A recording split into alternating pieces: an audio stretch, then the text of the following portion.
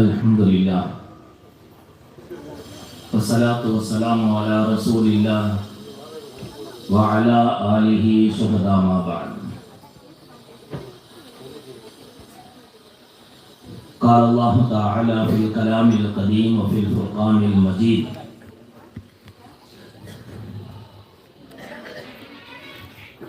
وقل ربي زدني علما. صدق الله ومولانا العظيم. قال نبينا رسول الله صلى الله عليه وسلم: من يرد الله به خيرا يفقهه في الدين، أو كما قال عليه الصلاة والتسليم.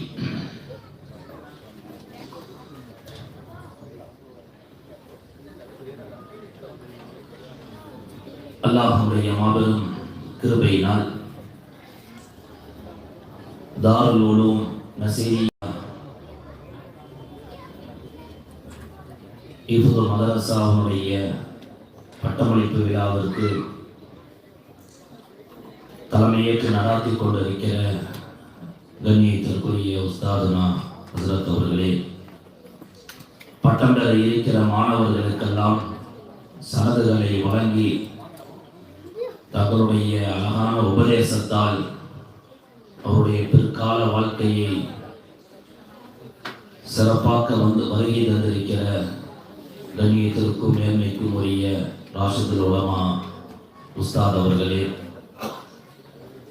ஜமாத்துல் உலமாவுடைய ஆலிம் பெருமக்களே, வருகை தந்திருக்கிற எல்லோருக்கும் ஆரம்பமாய் அஸ்ஸலாமு அலைக்கும் வரஹ்மத்துல்லாஹி வபரகாத்துஹு.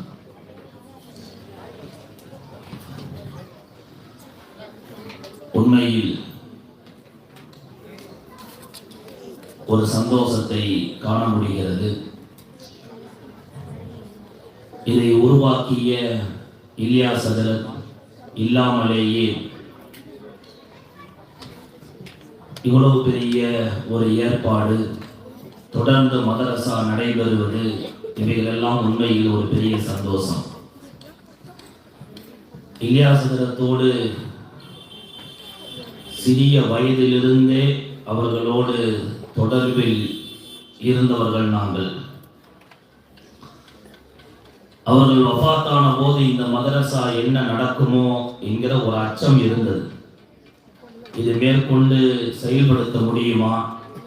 மக்கள் ஆலிம்களாக இல்லை, அவர்களெல்லாம் பெரிய படிப்பு படித்து பெரிய உத்தியோகத்திலே பெரிய வேலையிலே இருக்கிறார்கள். இந்த மதரசா தொடர்ந்து நடைபெறுமா என்கிற ஒரு அச்சம் இருந்தது. ஆனால் இங்கே வந்ததற்கு பின்னால் அது மாறி போய்விட்டது.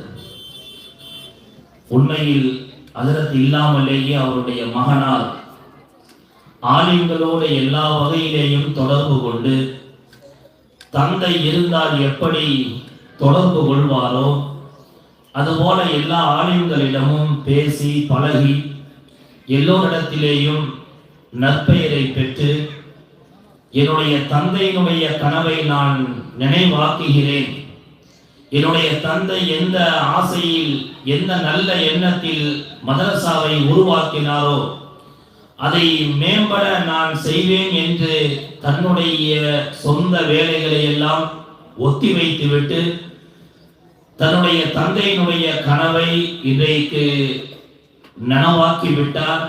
உண்மையில் இதை கபரில் இருந்து அறிகிற அவருடைய தந்தையார் உண்மையில் சந்தோஷப்படுவார்கள்.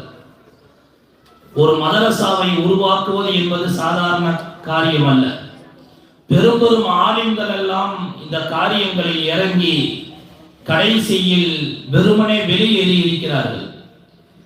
ஆனால் இலியாஸ் ஹஜ்ரத்தினுடைய நல்ல நோக்கம், இந்த மதரசா நல்ல முறையில் பல ஆலிம்கள் வந்து இன்றைக்கு ஏறக்குறைய ஒரு 5 மாணவர்கள் பட்டம் பெறுகிற நிலைமைக்கு இன்றைக்கு மதரசா வந்திருப்பது உண்மையில் வரவேற்புக்குரிய விஷயம். எனக்கு பின்னால் நிறைய ஆலிம்கள் பேச இருக்கிறார்கள்.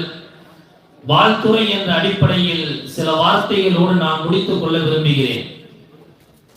பட்டம் பெறுகிற இந்த மாணவர்கள் ஹாஃபில்கள் உண்மையில் பெரும் பாராட்டுக்கு உரியவர்கள், பெரும் நசீபுடையவர்கள். இவர்களை காட்டிலும் இவர்களை உருவாக்கிய இவர்களை பெற்றுத் தந்த பெற்றோர்கள் தான் முதலில் பாராட்டுக்கு உரியவர்கள். பெற்றோர்களுடைய அழுத்தம் இல்லாமல் இன்றைய காலத்தில் மக்கள் மதரசாவிற்கு வர முடியாது.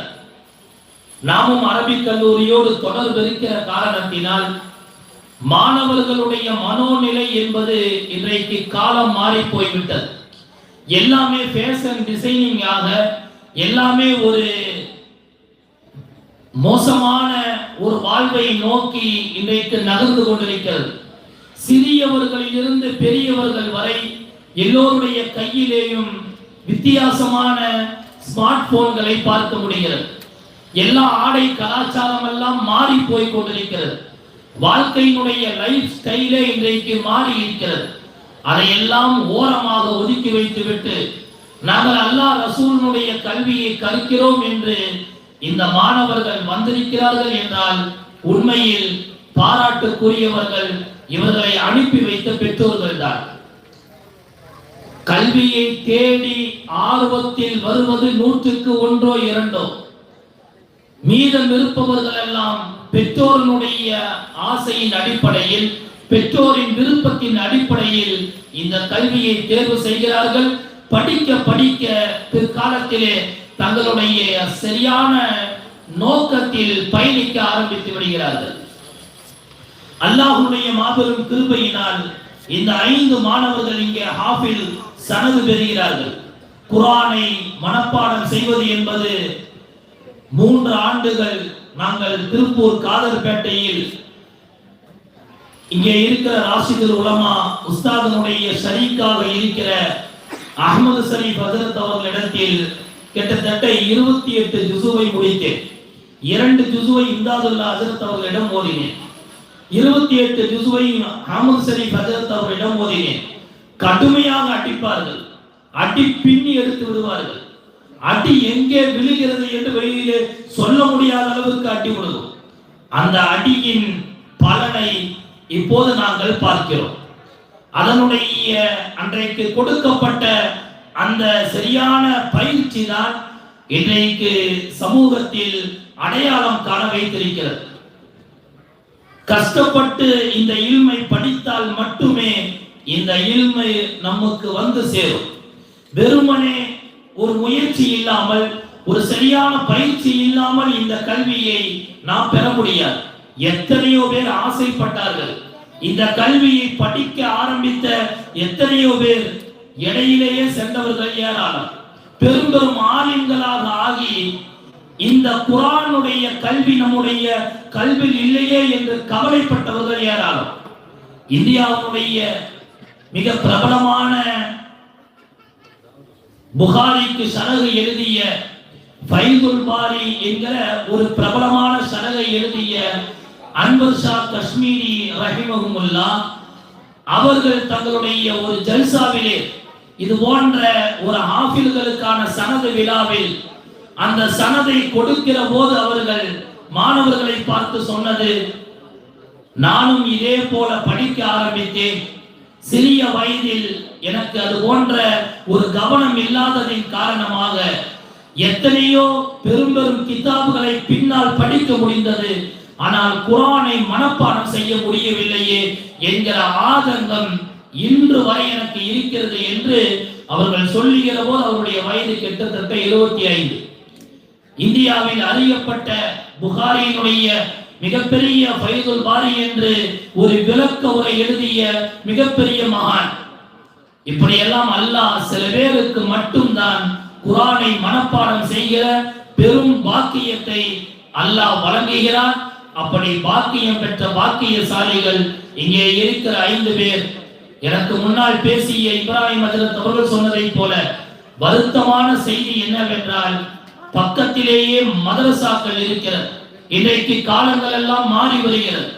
காயல்பட்டினம் என்கிற பிரபலமான தமிழகத்தினுடைய ஒரு இஸ்லாமிய ஊர். அங்கே இருக்கிற ஸ்கூலில் படிக்கிற மாணவர்கள் முதற்கொண்டு நிறைய பேர் குர்ஆனை மனப்பாடம் செய்கிறார்கள். கோட்டைமேட்டில் மட்டும் சிறிய பள்ளிவாசலில் இருக்கிற அந்த ரூம்களில் மட்டும் கிட்டத்தட்ட ஒரு 8 பேர் 7 பேர் இருக்கிறார்கள். காயல்பட்டணத்தை சார்ந்த அதுல 6 பேர் ஹாஃபில்கள். இந்த 6 பேரும் மெடிக்கல் சம்பந்தப்பட்ட வேலை கங்கா ஹாஸ்பிட்டலில் வேலை செய்கிறார்கள். ஆனால் நல்ல படிப்பு படித்திருக்கிறார்கள். அத்தோடு சேர்த்து குர்ஆனையும் மனப்பாடம் செய்திருக்கிறார்கள். தராவி தொழுகை ஆரம்பிக்கிற போது திரும்பி பார்த்தால் இந்த எல்லோரும் கையிலே குர்ஆனை வைத்துக் கொண்டு இந்த காயல்பட்டணம் ஹாஃபில்கள் தயாராக இருப்பார்கள். பல தடவை கேட்பார்கள், அதற்கு எங்களுக்கு ஒரு வாய்ப்பு கொடுங்க, நாங்களும் ஷாஃபி மதுஹப் என்றெல்லாம் சொல்வார்கள். அவர்களுக்கு இருந்த ஆர்வத்தை பார்த்து நமக்கே ஆச்சரியமாக இருக்கும். எல்லாம் மெடிக்கல் ஃபீல்டிலே இருந்தாலும் குர்ஆனை ஓத வேண்டும் என்கிற, தொலை வைக்க வேண்டும் என்கிற ஆர்வம் அவர்களுக்கு காணப்படுகிறது. இஸ்லாமிய ஊர்களாக அறியப்பட்ட அந்த ஊர்களில் ஹாஃபில்கள் நிறைய இருக்கிறார்கள். நமது கோவை மாநகரத்திலேயும் நிறைய மதரசாக்கள் இன்றைக்கு ஹாஃபில்களுக்காக அது உருவாக்கப்பட்டு திறம்பட நடைபெற்று வருகிறது. பொதுமக்களாகிய நாம் இதை சரியான முறையில் பயன்படுத்தி இந்த மதரசாவையும் மதரசா சார்ந்த எல்லா காரியங்களுக்கும் எல்லா வகையிலேயும் ஒத்துழைப்போடு இருக்க வேண்டும்.